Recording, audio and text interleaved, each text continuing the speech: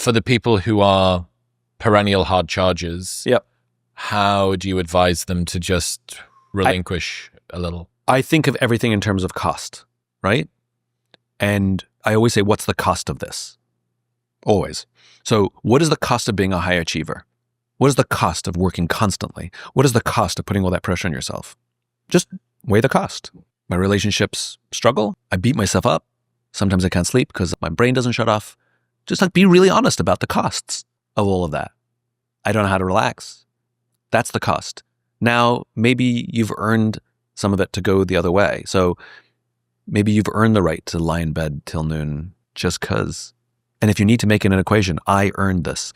You use the analogy of deposits and withdrawals. You've made so many deposits, you can withdraw a little me time, right? It's like, think of it if you were a leader and one of your teammates works all weekend voluntarily to get a project done on time, right? You're going to say thank you. You're going to be like, great job. We couldn't have done this without you. And then you're going to say, if you're a good leader, take Monday off. Why don't you take Monday or Tuesday off to get your weekend back?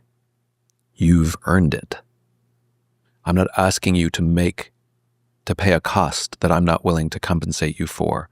You gave me 2 days, I'll give you 2 days. May not be consecutively, but I'll give you back your weekend. Thank you. That gesture will make somebody feel seen and heard, and they will give you many weekends knowing that you're willing to keep the equation balanced. If you never give them their time back and now they're just working 7 days a week, they will either burn out or they will quit. So if we know that another person will burn out or quit if they maintain that pace without grace, then how come, and it goes right back to yourself, managing yourself, lead yourself. You got to give yourself that time off because that's the deal you make. If you're the friend to yourself and if you lead yourself, that's what you do for somebody else. That's what you do. Well, I'm not other people and I have, no, you are. You might have a little more grit than somebody else, but you don't have endless amounts of it. When it comes to the purpose and meaning point, how do you advise people to manage the transition if a why that previously motivated them and fulfilled them starts to fall away? You mentioned yourself, there's this sort of sense of shame, guilt, of concern, wistfulness. I would imagine, like, this used to be my thing. And now you're telling me that the thing that gave me loads of positive reinforcement isn't my thing anymore. And I have to go and find a new thing? That sounds pretty terrifying. So how do people who have lost fulfillment in their why cope with that transition? Very simple answer. That was never their why to begin with. People confuse goals with purpose. It happens all the time. You see it in companies' vision statements. To be the best. That's not a vision. That's a goal. By the way, based on what metric that you chose, right? So sometimes we have goals that drive us and they're exciting. But then what? And you see this very often with high achievers. So let's take extreme examples, right? Olympic athletes.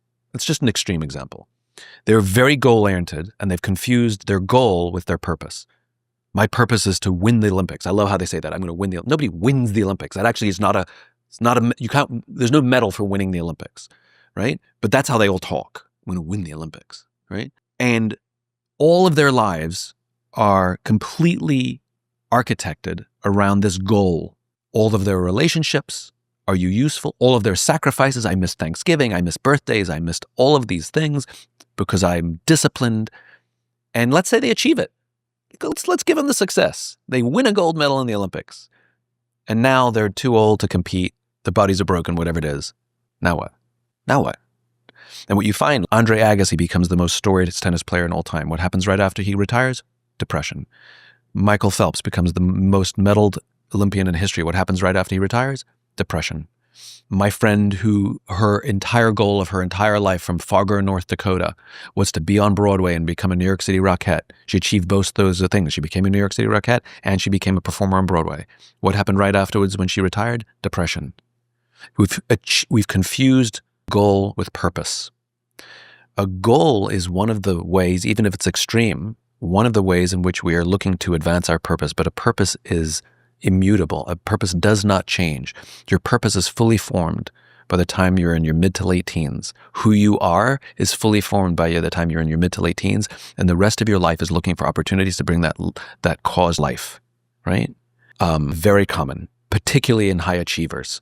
And they confuse their jobs with their purpose, with their identity, right? So you see these high who literally are afraid of not working because who am I if I'm not doing this thing? And they've forgotten that the thing you're doing is just one of the ways you can bring your purpose to life. So my not to write books. My why is not to achieve some goal, some TED Talk over which I have no control. My why is to inspire people to do the things that inspire them. That's why I get out of bed in the morning.